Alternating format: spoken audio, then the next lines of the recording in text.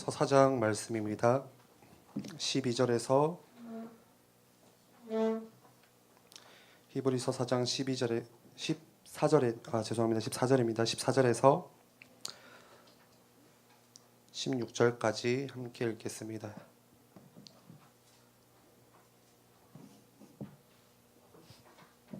히브리서 4장 14절에서 16절 우리 함께 합독하겠습니다.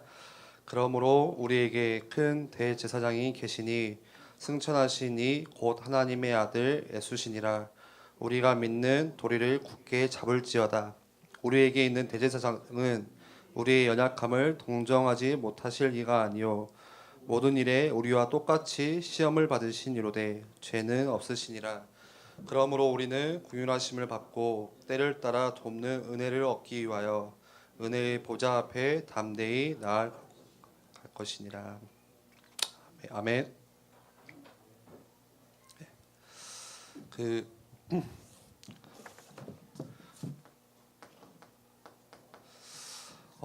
영적인 거는 눈에 안 보이는 것이겠죠. 그런데 눈에 안 보이는 영적인 세계가 실제한다는 거, 존재한다는 거. 하나님은 분명히 살아계시고 그리고 하나님의 나라에 대해서도 설명하셨듯이 하나님의 나라가 존재하고 눈에 보이지 않지만 그리고 신부라는 그 천군 천사가 있고 그리고 우리가 죽어서 가는 우리 영혼이 가는 천국과 지옥이 존재하고 있죠. 그리고 그 하나님께로 가는 그 시간까지 계속해서 방해하는 사단이라는 세력이 또 귀신이라는 존재가 반드시 있습니다. 영적인 세계가 존재한다는 거죠. 이거는 믿든 안 믿든 상관없이 존재하고 있어요. 내가 안 믿어야지 해서 없는 게 아니라 실존하고 있는 영적인 세계를 말씀하시는 거죠. 그런데 중요한 거는 방금도 말씀드린 대로 사단이라는 존재가 이 영적인 세계를 못 보게 영적인 눈을 어둡게 만들어요. 생각해 보세요. 영적인 존재인 우리가 사람이 영적인 것에는 영의 것에는 관심이 없어요. 그게 이제 사단이 만드는 거거든요. 하는 일이거든요. 영적인 존재인 우리가 영의 것에는 전혀 관심이 없고 육의 것에만 관심을 가지도록 그렇게 우리의 영적인 눈을 가려버리는 거, 어둡게 만드는 거. 그러다 보니까 영적으로 무지할 수밖에 없고 영적으로 무감각할 수밖에 없는 거겠죠. 그러면서 이 사단은 자꾸 이제 우리의 삶을 방해하고 또 신자들로 하여금 신앙생활을 제대로 하지 못하도록 하나님과 별로 상관없이 제대로 하지 못하도록 그렇게 방해하는 게 사단이 하는 일이죠. 방해하면서 올무를 계속 넣는 거죠, 덫을. 여기에는 사단의 공격에는 이게 사단의 공격인데 누구도 예의가 없어요. 그 사람이 훌륭하든 훌륭하지 않든 가지든 못 가지든 뛰어난 사람이 상관없이 사단의 공격에는 그 누구 어떠한 사람도 예의가 없어요. 목사님이라고 해서 그렇지 않냐 똑같아요. 그래서 베드로전서 5장 8절에 근신하고 깨어있어라 이렇게 말씀하시죠. 그 말은 영적으로 깨어있으라는 이야기겠죠. 영적으로 항상 경계하고 있고 영적으로 깨어있어라. 이유가 뭐죠? 대적 마귀가 우는 사자와 같이 두루다니면서 삼킬자를 찾고 있기 때문에. 누가복음 4장 2절 말씀을 보시면 심지어 이 사단은 예수님에게도 찾아와서 시험을 줍니다. 공격해요. 똑같이. 마귀에게 시험을 받으시더라. 예수님께서 받으셨다는 이야기죠. 이 모든 날에 아무것도 잡수시지 아니하시니 날수가 다함에 줄이신지라. 이 사단이라는 존재가 예수님에게도 와서 시험을 하는데 언제 시험하죠? 날수가 다함에. 그 말은 가장 힘들고 가장 연약하고 가장 어려울 때 공격을 한다는 거예요. 사단이. 예를 들어서 하필이면 시험에 떨어졌을 때 그때 공격해요. 예를 들어서 하필이면 내가 직장에서 해고당했을 때 공격을 하는 거죠. 하필이면 내 집안에 가정에 어려움이 터졌을 때 그때 사단이 공격하는 거예요. 그때가 사단이 볼 때는 가장 적당한 때라고 보는 거죠. 그래서 사단은 적당한 때를 기다리고 공격을 하고 있어요.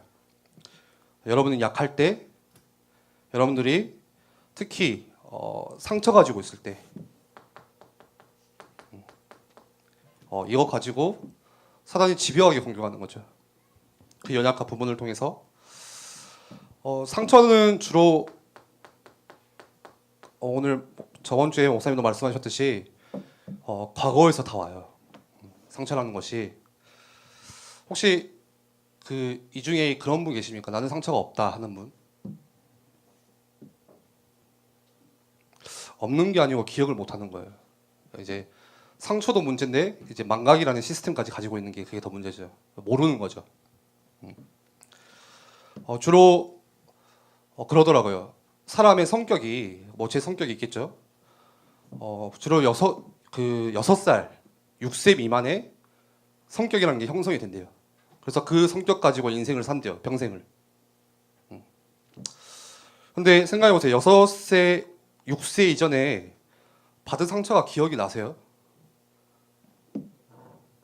아, 기억나요? 저도 기억나요. 네. 상처는 아니고 큰 일은 기억이 나요. 제가 동전을 500원짜리를 4살 때 먹었습니다. 그래가지고 가족이 다 모여있고 친척이 모여있고 같이 놀고 있는데 아이가 이렇게 쓰러져가지고 발버둥 치고 있는 거예요. 딱 보니까 제가 이제 동전 삼켜가지고 근데 그게 아직도 생생하게 기억나요. 그런 거 기억날 수 있겠죠. 근데 거의 그때 그냥 일이 기억날 뿐이지 그때 그냥 그런 큰 사건이 기억날 뿐이지 그게 자세하게 기억이 안 나는 게 훨씬 더 많죠. 기억은 안 나지만 내가 받은 상처가 기억은 안 나지만 내 안에 다 들어있어요. 문제는 어릴 때 받은 상처가 없어지지 않고 그대로 남아있다는 거. 그게 이제 문제인 거죠. 그런데 더 큰 문제는 이 사단이라는 존재가 이거를 가만두지를 않습니다. 그냥 보고 있지만은 않아요. 그래서 자꾸 이 상처라는 부분 통해서 계속 공격하는 거죠. 방금 말씀처럼 우는 사자처럼 계속 그거를 집요하게 공격하는 거예요. 과거의 상처를 통해서. 과거에 내가 겪었던 일에 대해서 디테일한 기억은 없을 수도 있어요. 그러나 그때 받았던 느낌들, 부끄러움들, 아픔들, 수치심들 그런 기분들은 다 들어있어요. 다 남아있어요. 예를 들어서 아버지에게 어렸을 때 크게 맞았어요. 욕을 얻어듣고 매질을 당했는데 그때 몇 대를 맞았냐, 어떤 욕을 들었냐 그거는 기억이 안 날 수 있지만 그 아버지께 맞으면서 느꼈던 기분, 아픔, 수치심은 남아있어요. 내 안에. 저 같은 경우는 오늘 말씀 준비하면서 기억에 나는 게 뭐가 있지 생각을 하다가 제 성격을 좀 보게 됐어요. 제 성격이 굉장히 이렇게 소심합니다. 그리고 소심하다는 거는 물론 그릇이 작은 것도 있겠지만 사람 앞에 서지를 못해요. 지금 여러분들 앞에 선다는 거는 제가 전도사이기 때문에 선 겁니다.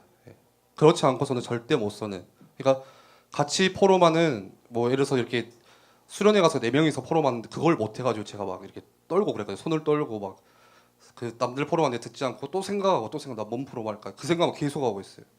그 정도로 말주변도 없고 떨리고 사람 앞에 서는 건데 그 성격이 언제 형성되었을까? 지금 없냐? 지금도 있어요. 지금도 앞에서 말씀 전하라고 하면 좀 덜 떨어요. 근데 청년부 예배 올 때 좀 많이 떨고. 근데 메시지 하지 말고 다른 이야기를 하라고 하면은 저 엄청 떨어요, 정말. 근데 그 성격이 언제 만들어졌냐고 보니까 그냥 곰곰이 생각해 보니까 한 초등학교 1학년 때인 것 같아요. 잘 기억은 안 나지만 그때 초등학교 처음 가서 국민학교겠죠. 처음 가서 이제 반장 선거를 하는데 기억이 안 나요. 근데 어떻게 나갔어요, 제가. 근데 몇 표를 받았는지 그것도 기억이 안 나요. 근데 거의 안 받았던 것 같아요. 그래서 엄청 앞에서 울면서 떨면서 그냥 집에 돌아왔던 기억이 그때 조금 있어요. 근데 그때 느꼈던 제 그 기분이 너무 부끄러웠어요. 그게 지금도 느껴질 만큼 너무 창피하고 스스로가 내가 작아 보이고 한심해 보이고 그러니까 정확하게 생각은 안 나지만 이것들이 다 저장되어서 뭐 하는 거죠? 여러분들이 그 다음 인생을 그거 가지고 끌고 가는 거예요. 그 성격이. 내가 어느 날 이 성격이 딱 뭔가 이렇게 기계에 프레스 찍듯이 만들어진 게 아니라 과거에 받았던 상처들 기억 안 나지만 그것들이 쌓이고 들어와서 다 남아있다는 거죠. 그게 내 인생이 된다는 거예요. 굉장히 중요한 거겠죠. 우리 아이들에게 뭘 심겨주고 무엇을 돌려주고 하는 게.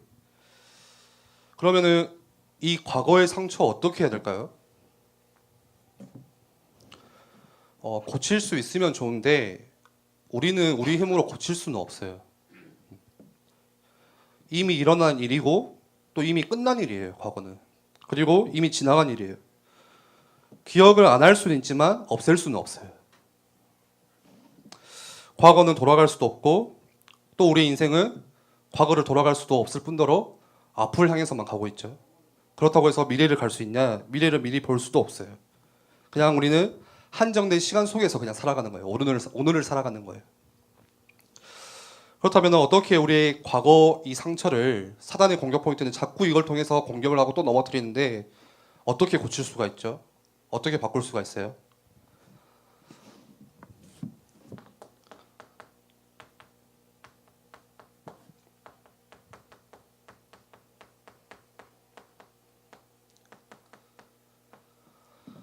한계 가지고 있는 내 힘이 아니라 절대자이신 주님, 창조주이신 하나님의 도우심이 있어야 되는 거죠.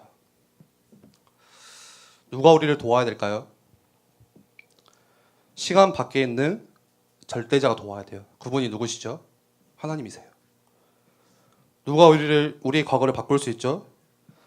시간이라는 틀 밖에 있는 창조주가 우리를 만나주시고 도와주셔야 되는 거예요. 그래야 가능해요. 그분이 누구시냐? 어제도 오늘도 내일도 동일하신 분. 그리고 우리의 과거와 미래를 한 손에 쥐고 계시는 절대자. 그리고 알파요 오메가 말씀하시죠. 처음과 끝을 다 가지고 계시는 그 하나님께서 도와주셔야 되는 거예요. 만나주셔야 되는 거예요. 우리의 기억 안 나는 깊은 과거의 상처도 절대자 창조주 하나님을 만나고 하나님이 도우셔야 바꿀 수가 있어요. 이 과거의 상처 해결 못하면은 늘 무엇으로 남아있냐? 이게 올무로 남아있어요. 그래서 혹시 여러분들 그런 경험을 해보셨을까요? 뭔가 나도 이해 안 가는 그런 내 모습이 한 번씩 나올 때가 있어요. 툭 튀어나올 때가 있어요. 네. 그게 이제 올무라는 거거든요. 아주 중요한 시기에 아주 오래전에 받았던 과거의 상처가 갑자기 그때 툭 튀어나와요. 잊고 살았던 거, 내가 기억하지도 못했던 것들이 갑자기 나오는. 그게 올무라는 거 뭐죠?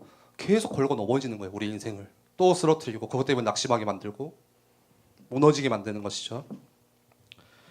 그런데 반대로 절대자 창조주 하나님의 도우심으로 과거가 해결되면 어떻게 되죠? 이 상처가 반대로 발판이 되는 거죠. 발판은 뭐예요? 그냥 딛고 넘어서는 거죠. 네, 기회가 되는 거죠. 그래서 내게 있는 과거의 상처가 해결되냐 안 되냐 따라서 그게 올무가 되기도 하고 내 인생을 걸고 넘어지는 올무가 되기도 하고 반대로 발판이 되기도 하는 거. 굉장히 중요한 거겠죠. 우리가 어떻게 이 과거의 상처 해결할 수 있죠?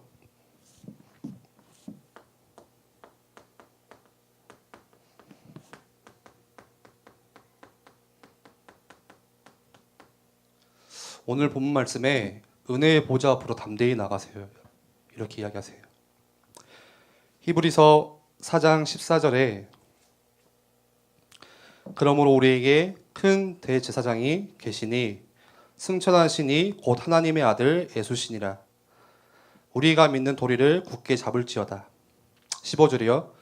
우리에게 있는 대제사장은 우리의 연약함을 동정하지 못하실 리가 아니요. 네.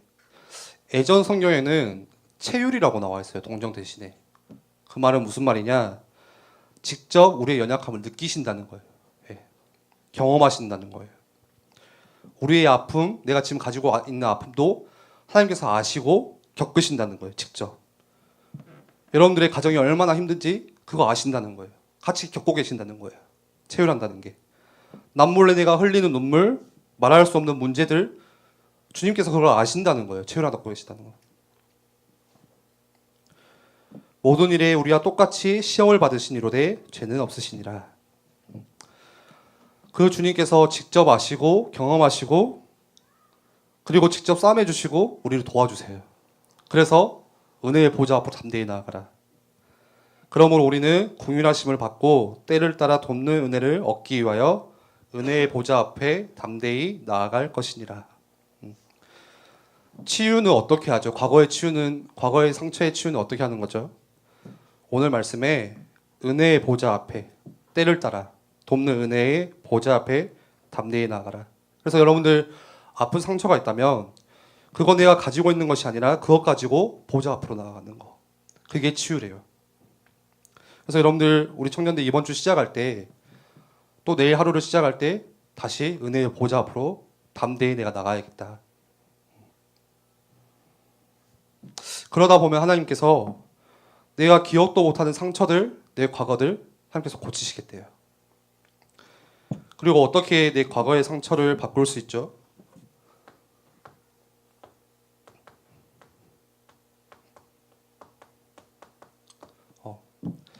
나를 치유할 수 있는 시간을 가지래요. 저 같은 경우는 좀 시간이 있고 좀 생각이 복잡하고 하면은 주로 이제 걷는 걸 좋아해요. 그냥 걷다 보면은 생각이 조금씩 정리되는 게 있고 뭐 사람마다 다르겠지만 그래서 걸으면서 기도도 하고 또 이번 주 강단 말씀도 다시 생각해보고 그리고 걸으면서 하나님의 음성도 또 듣게 되고 굉장히 좋은 시간이에요. 그때 내 마음이 평안해지고 또 하나님께서 나를 치유하는 시간, 은혜의 보좌 앞으로 나아가는 시간. 여러분들에게 이 시간들이 저도 마찬가지겠지만 매일 있어야겠죠. 나를 치유하는 시간, 은혜의 보좌 앞으로 담대히 나아가는 시간. 반대로 이 시간이 없으면 제가 계속 말씀드린 대로 과거의 깊은 상처, 또 내가 기억도 안 나는 상처, 해결 못하는 상처 끝낼 수가 없어요. 계속 내게 올무로 따라와요. 사단은 그리고 이거를 집요하게 계속 그거를 건드려요. 오는 사자와 같이 두루다니며. 그래서 여러분들 계속 담임 목사님 말씀하시는 거겠지만 조금 기도처 그리고 내가 기도하는 시간들 조금 정리하고 좀 체크할 필요가 있는 것 같아요. 그냥 내가 보통 그러잖아요. 오늘 기도해야겠다. 그게 우리 기도 생활이에요. 그냥 되게 두리뭉실한 언제 기도해야 할 것인지, 내가 어디서 기도할 것인지, 어디서 하나님께 집중할 것인지 조금 더 좀 더 구체적인 것들이 필요한 것 같아요. 그런 점검들이. 그래서 저 같은 경우도 지금 이제 농성동 살다가 교회 주변에서 살다가 이제 독립동으로 가니까 교회가 좀 멀어요. 멀어봤자 버스 타고 15분이지만. 근데 이제 지금 이 말씀 듣고 생각하는 게 내가 기도할 수 있는 기도처가 어딜까 생각하고 있어요. 물론 집이 좋죠. 근데 집은 이제 너무 편해서. 근데 이제 오늘 또 교회 가려고 이제 나와서 보니까 집 주변에 이제 성당 하나 있고. 근데 성당 가서 기도할 수는 없잖아요. 또 기도 분위기는 좋을 것 같은데 교회 하나 작은 교회 하나 있더라고요. 그래서 이번 주는 한번 그 교회 가서 좀 기도하는 시간을 가져볼까 하는 계획들. 여러분들에도 그런 계획들이 있으셔야 돼요. 예. 그래서 그 교육자실에서는 지금 이야기하는 게 101호를 조금 오픈하자. 그래서 목사님이 말씀하신 기도처처럼 언제든지 교회 와서 잠깐 들렸다 갈 때 기도할 수 있는 그런 분위기. 저 같은 경우도 대학교 다닐 때 고신대학교 그 대학 교회가 있어요. 아주 작아요. 이것보다 조금 더 큰데 지금 생각하면 그때 정말 하나님께 많이 기도했던 것 같아. 가면은 맨날 무릎 꿇고 땅바닥에 무릎 꿇고 울면서 기도했던 그런 그때 내 마음이 다 치유되어지고 또 은혜의 보좌 앞에 담대히 나아가는 그런 시간들이 있었던 것 같아요. 그래서 다시 그때 생각을 떠올리면서 진짜 기도할 수 있는 기도처, 기도 시간들 좀 구체적으로 다시 체크해야겠다.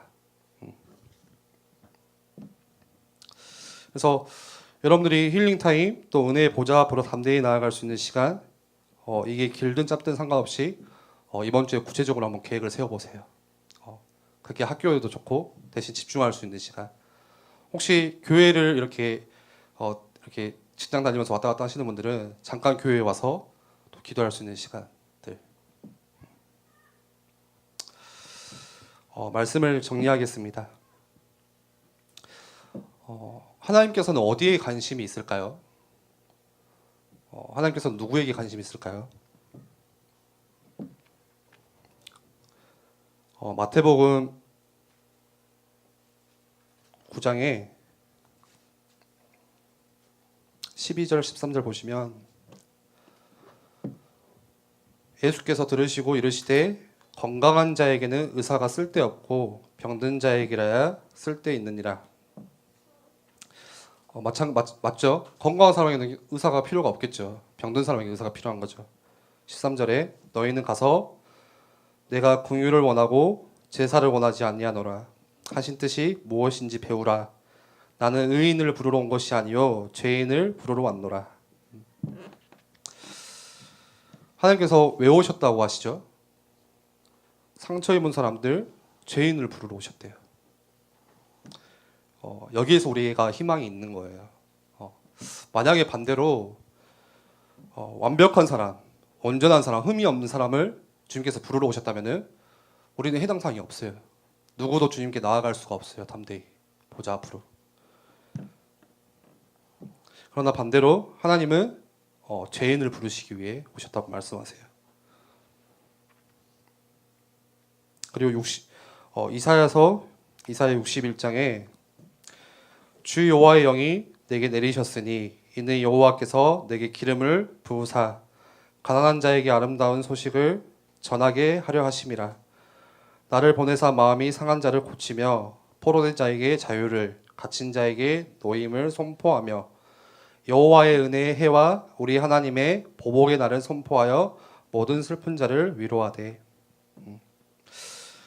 이 두 가지 말씀만 보더라도 하나님은 어디에 관심이 있으시죠? 누구에게 관심이 있죠? 마음에 상처 있는 사람들, 마음에 병 있는 사람들, 마음에 아픔 있는 사람들, 가정에서 받은 상처, 또 부모에게 받았던 상처, 또 직장에서 받은 상처, 또 친구에게 사람에게 받았던 상처 있는 사람들. 하나님은 거기에 더 관심이 있으세요. 그리고 우리를 낫게 해주시고 오늘 말씀처럼 포로된 자에게 자유함을 주시겠다 말씀하십니다. 우리 같이 기도하겠습니다.